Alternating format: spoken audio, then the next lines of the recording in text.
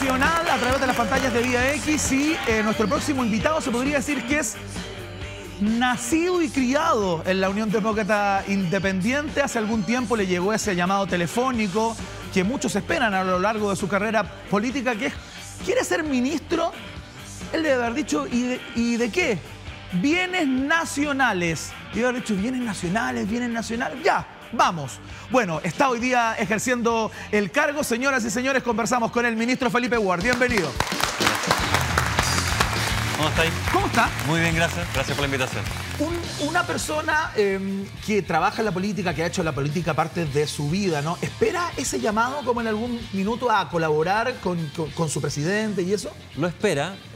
Había trabajado un buen tiempo con el actual presidente de la República en su campaña. Claro. Perdí una elección el año pasado a senador. Sí. Seguí trabajando en segunda vuelta por el presidente. Claro. Y bueno, uno queda como la guaite de qué va a pasar, digamos, si ganamos o no ganamos el gobierno. Ajá. Pero me interesaba participar en el gobierno. Claro. Y recibí ese llamado con algún grado de sorpresa, pero tampoco nunca tanto. Ya, nunca tanto. Bueno, desmitificamos entonces esto que dicen los... Bienvenido, ministro. Gracias, Muchas gracias por estar acá. Gracias por la invitación. Yo siempre he tenido como esa duda si la persona que está en su casa tranquilamente de repente le llega un llamado que hace el presidente o un enviado de él o ella y le dice, ¿quiere ser ministro? ¿La persona que está nominada para ser, ya sabe que lo va a llamar el presidente o no lo espera? ¿Cómo es eso? No sabe, en este caso yo no tengo mucha experiencia en el tema, no sé cómo habrá sido en otros ministerios, pero ¿Ya? a mí me llamó el presidente, yo venía saliendo del dentista, ¿Ya? con anestesia, ¿Ya? venía bien complicado, Ajá. Manejando y recibo un llamado de la secretaria del presidente, Ajá. en esa época del presidente electo. Puso manos libres, me imagino. Manos libres, tengo manos Fantástico, libres. fantástico. Estacioné el auto. ¿Ya? Y me dice, bueno, Felipe, quiero convocarlo al gobierno, en el Ministerio de Bienes Nacionales, y me dio algunas instrucciones que se me olvidaron a los 5 segundos. Sí, claro, estabas como en Por otra. el nervio, como por la en otra, anestesia, más estaba en otra. Claro. Pero sí, o sea, recibí ese llamado. Lo estaba esperando, o sea, quería recibir ese llamado, pero no sabía si iba a ocurrir o no. Así que muy contento, le dije por supuesto que aceptaba en el minuto, me dijo Claro. bienvenido a bordo, no se me olvidó nunca esa frase. Bienvenido a bordo. Y ahí empecé a estudiar lo que era este ministerio. Conversábamos fuera de aire que estaba compartiendo contigo la impresión que tengo de que este ministerio no es tan fácil de vender, ni es tan fácil de amplificar todo lo que se hace. No quiero ser injusto, pero así como en el papel, no es un ministerio tan sexy como se podría decir, ¿no? Sí. Y no está como en una primera línea. Cuando el presidente te dijo y te convocó para este ministerio, tú pensaste en algún momento ya, ¿y qué es lo que hace el Ministerio de Bienes Nacional? Lo conocía porque, bueno, me tocó ser diputado Sí, durante claro. 12 años y me tocó conocer el ministerio acompañando a algunas personas que venían de Calama. Yo Ajá. era diputado por el norte de Chile. Claro. Calama, Tocopilla, Sí, y pidiendo algunos temas del norte, regularizando títulos de dominio. Entonces Ajá. conocía al ministerio, en el fondo como público en general, Claro. acompañando a las personas que querían alguna asistencia por parte del ministerio. Ajá. Algo ubicaba lo que hacía, no tanto. ¿Ya? Así que sí, yo estoy de acuerdo en que no es de los más sexy, no es de los más taquilleros. Claro. Es un ministerio súper social, bien bonito. Administramos más del 54% del territorio de Chile, Claro. que no es poco, Sí, pues. es como el porte Alemania. Tenemos cerca de 30.000 propiedades, es un ministerio súper social porque al final la instrucción que nos dio el presidente de la República es poner a disposición de la gente el territorio. Y Claro. hay mucho territorio que no está ocupado. Ajá. Entonces, sí, es un ministerio que puede que no sea muy conocido. Yo tampoco sabía mucho del ministerio. Yo imagino que te tuviste que meter ¿verdad? a estudiar, ¿no? Estuve estudiando un mes y medio todo lo que hacía el ministerio, las leyes, los decretos. Claro. Pero estamos tratando de subirle el volumen. No es fácil venderle el ministerio. Nos ha ido bien Ajá. porque hemos acercado al ministerio a las personas, que es una frase un poquito cliché, pero al final muchas personas se acercan a las seremías sobre todo y al ministerio también en Santiago para que le entreguemos un título de dominio. Hay muchas personas que viven en su casa. Claro. Y el terreno en el cual está la casa no es de ellos. Nosotros regularizamos eso.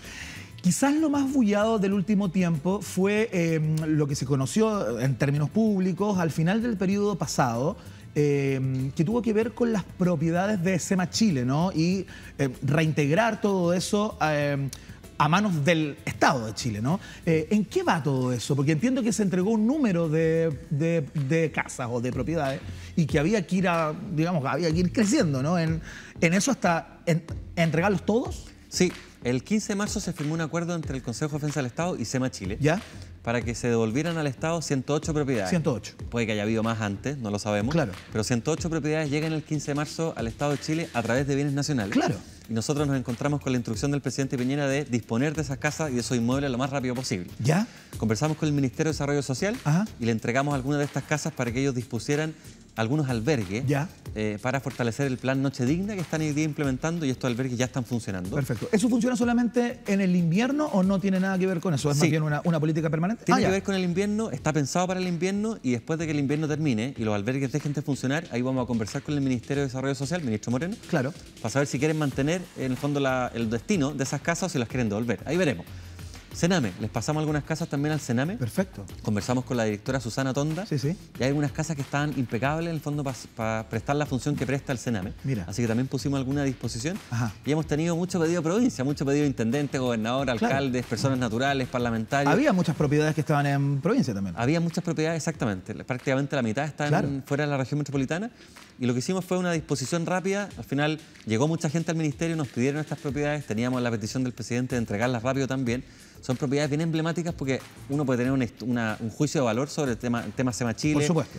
Pero prestaban un servicio social, sí. La gente las ubicaba, los vecinos sabían dónde estaban. Entonces, son lugares bien estratégicos, Ajá. normalmente muy bien tenidos. Así que tenemos ya cerca del 80% de esas propiedades destinadas. Aún nos queda un porcentaje chico por destinar. Ajá. Pero aquí a un par de semanas yo creo que las propiedades SEMA Chile van a estar todas usándose por parte de todos los chilenos, son todas nuestras. Oiga, ministro, ¿tiene que ver con su ministerio también esta suerte de propuesta que anda dando vueltas por ahí de cambiarle el nombre a la isla de Pascua? Sí, ¿Corta qué usted ahí? Sí, nosotros vamos A ver. en algunos días más a Isla de Pascua. Y, Qué maravilla. Esto es maravilla, no he estado nunca, yo Uf, me dicen que es una maravilla. precioso. Y nosotros somos como ministerio dueños del 70% de la isla. Ya. Entonces tenemos que conversar con la comunidad. Uno no puede desde el continente tomar decisiones sin conversar con la comunidad. Menos tratándose de Isla de Pascua. Menos tratándose de Isla Pascua por casos anteriores y ejemplos anteriores también. Sí. Entonces nos juntamos un par de veces con la CODEIPA, que es la Comisión de Desarrollo de Isla de Pascua. ¿Ya?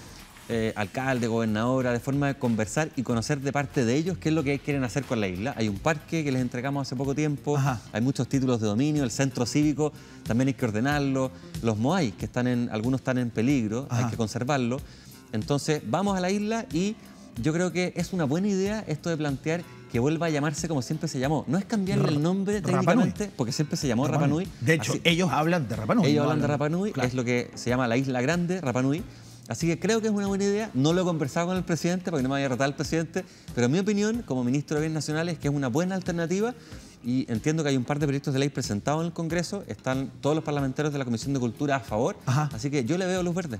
Yo tengo la impresión que va a tener que conversar ahí con el Consejo de Ancianos, porque ellos tienen varias entidades a Sí. través de las cuales, velan por la mantención y la sustentabilidad de su cultura, etcétera. Sí, vamos un par de días y tenemos reuniones con ellos también, con la CODEIPA, con todas las autoridades, con la comunidad. Vamos a recorrer, vamos a hacer un trekking. Ajá. La idea es conocer y traer información. Yo creo que lo peor que uno puede hacer, en este caso como autoridad, es tomar decisiones sin contemplar a los eventuales beneficiarios o afectados. Y aquí la gente de la isla se merece que uno vaya primero, Claro. que converse con ellos, que tome en consideración su opinión. Por cierto. Y ahí recién vamos a tomar decisiones. Pero en lo que tiene que ver con el nombre, a mí me suena atractivo. En todo el mundo se conoce como Isla de Pascua porque fue descubierta un día de Pascua Resurrección, Claro. en 1722. Easter Island. como se Easter llama. Island, exactamente. Pero si es una petición de las comunidades, de la gente que vive en la isla, y esto está compartido además por el gobierno de turno, yo por lo menos no le veo ningún problema y creo que sería una buena idea. Oiga, ministro, ¿cómo está la interna de la Unión Demócrata Independiente? ¿Está al tanto? ¿Participa Sí. de la conversación política? Yo me imagino que sí. Voy poco físicamente porque no tengo tiempo para ir. ¿Ya? Pero sí, converso con los parlamentarios, converso con la presidenta del partido. Veo un partido súper entusiasmado. Aquí hay una disputa entre los partidos políticos de quién tiene más cargos, quién es el corazón del gobierno, pero creo que ha habido cabida para todos. O sea, todos se pueden sentir como cupos más, cupos menos. Creo que hay un proyecto político. Creo que al gobierno le ha ido bien. Creo que eso está reflejado por ahora en las encuestas. El presidente está contento, yo lo veo muy contento con lo que está haciendo. Siempre me he sacado el sombrero frente al presidente Piñera por el hecho de que por segunda vez, una vez que ya fue presidente de la República, que podría estar descansando con sus niños, con sus nietos, donde quisiera, dedicar su tiempo, dedicar su vida finalmente otra vez a servir el país. Yo me saco el sombrero frente a eso, lo veo bien y veo a la UDI contenta. ¿Y cuánto está ponderando lo que piensa el partido respecto a una serie de temas que están en boga en el día de hoy, que están en el Parlamento, digamos, en su trámite legislativo, que tienen que ver con esta mal llamada, creo yo, agenda valórica, ¿no? Tengo la impresión que las posturas de Jacqueline Barris Albergue, la presidenta de su partido, no están haciendo mella mucho, al menos en lo que el presidente Sebastián Piñera quiere, ¿no? Me da la impresión que él está girando un poquito hacia una derecha un poquito más liberal con respecto a ciertos ciertos proyectos de ley que tienen que ver fundamentalmente con el aborto 3 causales, con el matrimonio homosexual, adopción homoparental, etcétera, etcétera. Sí, yo creo que Le está costando un poquito a la UDI, ¿no?, entrar ahí. Yo creo que cada uno juega su rol, porque al final hay que entender que somos parte de un equipo. Como no tenemos mucha vocación y no hemos estado mucho tiempo en el gobierno fuera de los 4 años del presidente Piñera, estábamos más acostumbrados a hacer oposición. Entonces, ahí es más fácil tener posiciones distintas frente a los temas. Cuando eres gobierno, no. Cuando eres gobierno, finalmente tenés que tener una posición oficial en los temas. Y si bien hay que comprender eso, también hay que entender que uno forma parte de un equipo. Yo hoy día formo parte de este equipo que es el gobierno, tengo mi posición respecto a muchos temas, pero el hecho de que haya distintas posiciones, yo no lo veo como que haya 2 almas, lo veo como 2 pulmones que funcionan dentro de un mismo cuerpo y lo hacen funcionar muy bien, lo oxigenan. La UDI tiene posiciones en temas valóricos, Renovación también, Evópoli también, el presidente las propias. Lo único que hemos pedido siempre, yo en este caso lo digo como militante de la UDI, sí, claro, y también por supuesto como parte del gobierno, es conversar las cosas. Y espacio de conversación en el gobierno ha habido. Entonces, cuando existe espacio de conversación antes de que los proyectos de ley se presenten, existe esa posibilidad de consensuar y de llegar a un punto de acuerdo. Si no existe esa posibilidad, finalmente hay que atenerse a lo que establece la mayoría. Esto es un equipo y uno no siempre va a estar 100% de acuerdo con todo lo que se haga. Claro, usted empezó muy pequeño a militar en la UDI, o sea, digamos joven, sí, no, como a los 19 años. Sí. Claro. Sí.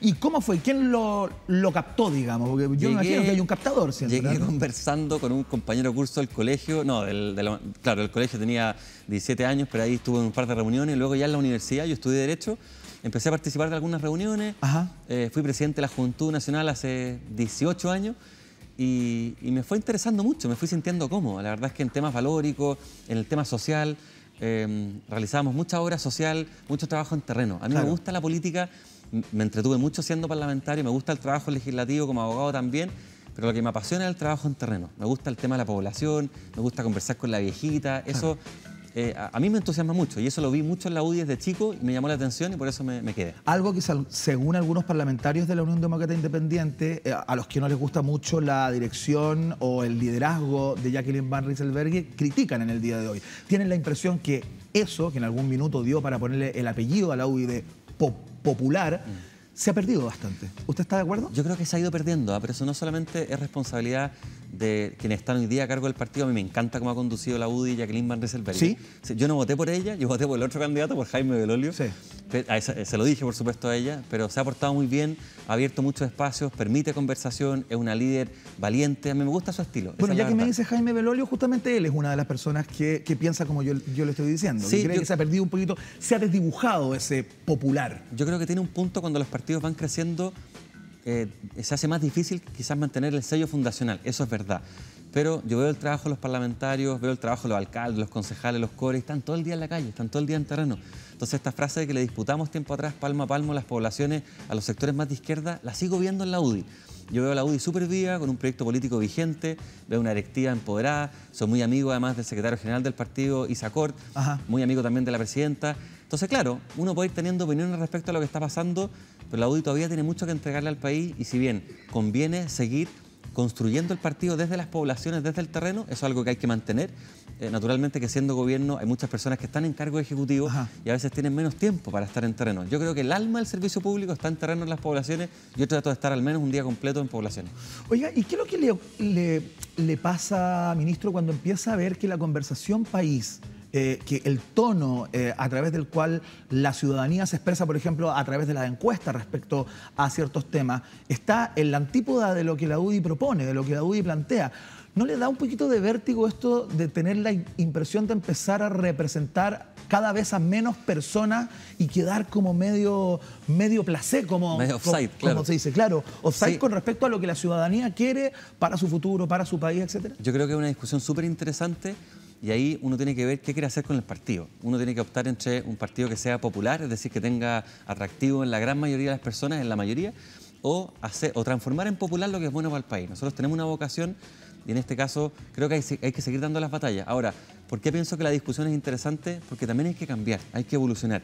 Hay cambios que se están viviendo a nivel social, hay discusiones que se tenían hace 20 años que ya están totalmente fuera de foco y creo que hay que ir haciéndose cargo de esas discusiones sociales. Todo el tema de la agenda mujer. que es un tema súper vigente, donde las mujeres han actuado sumamente de forma valiente. Quizás no era tema hace 5 o 10 años, hay algunas personas que ocupaban otros lenguajes, de esas cosas hay que hacerse cargo. Entonces, los partidos políticos, las instituciones también tienen que ir cambiando. Yo creo que si no van cambiando, no cediendo en sus principios, pero cambiando, evolucionando y haciéndose cargo de las cosas que están pasando en la sociedad, pueden conversar con la sociedad. Hoy día creo que los partidos políticos no conversan mucho con la sociedad. Si uno le pregunta a la gente la opinión respecto a los partidos, es mala. Porque a veces uno ve a los dirigentes políticos enfrascados en discusiones políticas, en discusiones que no le interesan a la gente. Cuando estuve presente en la cuenta pública, la última del presidente hace algunas semanas, sentí que pasaba lo contrario. Sentí que los temas de los que estaba hablando el presidente eran los temas que la gente en su casa o en sus trabajos podrían haber dicho, eso es lo que me interesa, está hablando de mis temas. Creo que ahí estamos tratando de reconstruir un puente cortado entre la política y la ciudadanía. La UDI tiene que jugar y los partidos políticos un rol fundamental. Estaba hablando del lenguaje, ministro. Recuerdo que hace pocos días la presidenta de su partido, justamente cuando le preguntaron por este cambio en el lenguaje, de alterar los géneros cuando la persona a la que se le habla no se siente representada ni por el femenino ni por el masculino, ella planteó que le parecía un poco ridículo todo eso y como que desdibujaba el lenguaje, que era un poco absurdo y eso. Pero le quiero preguntar por otra cosa que tiene que ver con el lenguaje, para ver cómo se remoza de alguna manera su partido, ¿no? El término de la dictadura militar, que entiendo que está en las bases del partido. ¿En qué está en el día de hoy? ¿Usted cree que hay que revisar aquello y a lo mejor decir las cosas o estamparlo como corresponde? Porque hay muchas personas que hasta el día de hoy de la Unión Demócrata Independiente se niegan a hablar de la dictadura militar que tuvimos acá. Yo creo que hay que evolucionar y creo que esa discusión, gracias a Dios, se está teniendo dentro de la UDI. Hay un comité, un grupo de personas que están intentando también conversar en términos de la declaración de principios con lo que está pasando hoy día. Se habla de la Unión Soviética, hay temas que están totalmente fuera de discusión, digamos, de modé. Y esa discusión se está teniendo hoy día en la UDI. Yo creo que hay que ir sintonizando. Creo que esa es una buena palabra. Hoy día los partidos políticos están totalmente desprestigiados, están fuera del interés ciudadano, la ciudadanía piensa que están en otras conversaciones. Entonces creo que hay que ir adecuando. Eso no significa que cambie de principio, porque al final el sello fundacional de un partido político debe mantenerse. Esa es la propuesta que uno le hace al país.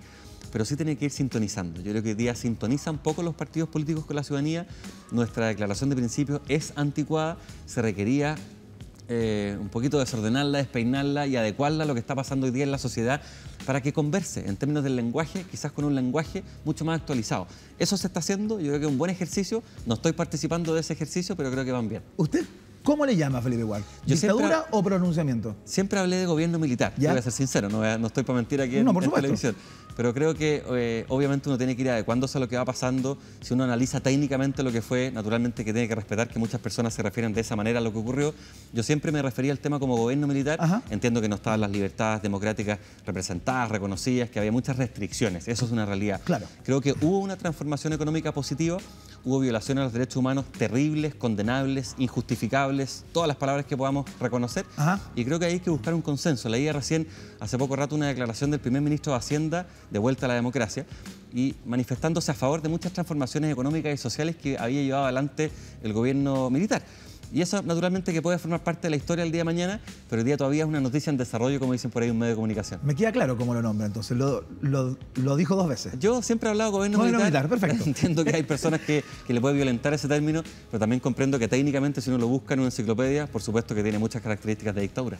Oiga, ministro, está terminando, bueno, ya terminó prácticamente el caso Penta, a pesar de que hay algunos querellantes por ahí que quieren reformular algunas cosas, porque les parece que no haya estado la figura de cohecho ahí, etcétera, no es justo. Bueno, eso se verá en las cortes de apelación, en las instancias respectivas, y empieza a cerrar el caso SQM también. La clase política transversalmente fue tremendamente golpeada por todo esto, me refiero al financiamiento ilegal de campañas políticas. Pero la UDI en particular, yo diría que fue uno de los partidos más golpeados, digamos, porque los casos más vistosos tuvieron que ver con militantes de su partido. ¿Cómo se ha vivido ese proceso internamente y cómo lo ha vivido usted particularmente, porque fue parlamentario durante 3 periodos? Sí, con muchas dificultades. Yo creo que hay que reconocer cuando hay problemas y obviamente que a la UDI le tocó primero salir del closet, por decirlo de alguna manera, en un tema que existía, pero que no mucha gente reconocía. Yo creo que mientras más distancia exista entre el dinero y la política, mejor. Y creo que esos esfuerzos se están haciendo hoy día por parte del gobierno, por parte de los parlamentarios. Pero nos tocó complicado, hay que decirlo. A mí me tocó ser jefe de bancada durante un par de periodos defendiendo muchas de las cosas que estaban ocurriendo. Y si bien a nosotros nos tocó duro y en algún momento también criticamos la labor de algunos fiscales, donde pensábamos que había un poquito de persecución solamente respecto a algunas personas que formaban parte de un sector político, finalmente, claro, los fiscales realizan su labor, pero creo que la mano en un momento, sobre todo al principio, estuvo cargada hacia un sector político. Luego se reconoció para mal, no para bien, para mal, de que esto era transversal. Una palabra que no me gusta mucho, pero lamentablemente esta práctica era extendida. Y no en todas partes. Yo fui 12 años parlamentario. Nunca en mi vida recibí un llamado por teléfono de una persona para decirme vota de esta manera, no votes de esta otra manera. Y me tocó participar de financiamientos de las campañas con ley vieja y ley nueva. Entonces el tema funcionaba, pero obviamente que tenía pifias severas. Eso se está mejorando. Y a la U le tocó complicado. Yo creo que fue muy valiente la directiva que encabezó Ernesto Silva, luego Hernán Larraín. Por supuesto que uno cuando conoce a las personas es mucho más doloroso ver lo que les está pasando. Yo, a diferencia de personas que a veces opinan sin conocer a muchos de estos dirigentes, los conozco personalmente. Sí, claro. Entonces, si bien puede que hayan cometido errores en algunos casos, claro, uno conoce su trayectoria política, conoce finalmente lo que han entregado por el país y no digo que sea justificable, porque si alguien ha cometido un delito, que pague por ese delito. Y a la UDI le tocó duro, le tocó además ser primero, entonces hubo más escándalo, más noticias, pero lamentablemente esto se transformó en algo transversal, y digo lamentablemente porque ojalá no hubiera pasado. Hablaba usted de lo que se opinaba del trabajo de ciertos fiscales con estos casos en curso, ¿no? Ayer se presentó un grupo de parlamentarios, presentó ante los tribunales de justicia una solicitud para destituir al fiscal Abbott.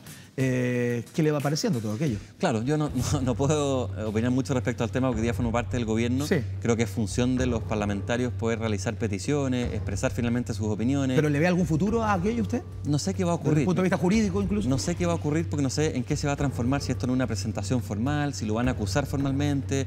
Yo me he reunido en algún par de oportunidades cuando era parlamentario con el fiscal y siempre se mostró muy dispuesto a colaborar respecto a los casos que le estábamos planteando. Entonces, esta es una facultad de los parlamentarios, la pueden ejercer, y si tiene o no futuro es difícil saber, porque en política estas cosas son súper dinámicas, cambian todos los días, y obviamente que tendrían que presentar una acusación formal para que esto prosperara. Pero a veces estas cosas también están teñidas de política, muchas veces están contaminadas de política, de procesos que están ocurriendo en el Congreso. Entonces uno cuando está fuera del Congreso se da cuenta que a veces muchas de las discusiones que se tenían estaban empañadas por la contingencia, por lo que estaba ocurriendo en el minuto. Yo creo que hay que tener más distancia, altura de miras, perspectiva, para darse cuenta si es útil o no. Y en este caso en particular, yo creo que es muy difícil anticiparse qué va a ocurrir. ¿Y se para con la misma distancia con respecto a la carta que la ex mandataria firmó para, de alguna manera, solidarizar con Lula, ¿no? en Brasil, que se encuentra preso y desde esa condición no puede llevar adelante su candidatura, ¿no? ¿Le pareció pertinente aquello? Yo creo que no es muy prudente lo que hizo. Ella es una expresidenta de la República, presidenta en 2 oportunidades. Él es una persona que también fue presidente de la República, que está siendo procesada por delitos sumamente graves, está preso. Entonces, que un expresidente se pronuncie respecto a un caso que además fue tremendo. Me tocó estar en Brasil, específicamente en Brasilia, a propósito de Lavallato, todo este tema de corrupción que se había provocado no solamente en Brasil, sino que en otros países de Latinoamérica. Sí. Y es también un caso que está en evolución, es noticia en desarrollo. Entonces, cuando uno se pronuncia, siendo expresidente de la República, respecto a un caso que está siendo analizado por los tribunales de justicia, donde hay un expresidente preso, creo que no es lo más prudente. Puede haber una relación de amistad. Además, la presidenta también en algún momento fue cuestionada por este caso. No directamente, pero salió muchas veces en la discusión respecto a lo que había ocurrido en otros países de Latinoamérica. Esta empresa que está siendo cuestionada en Brasil estuvo en Chile, tuvo operaciones en Chile en el gobierno anterior. Sí. Entonces creo que no es prudente lo que hizo.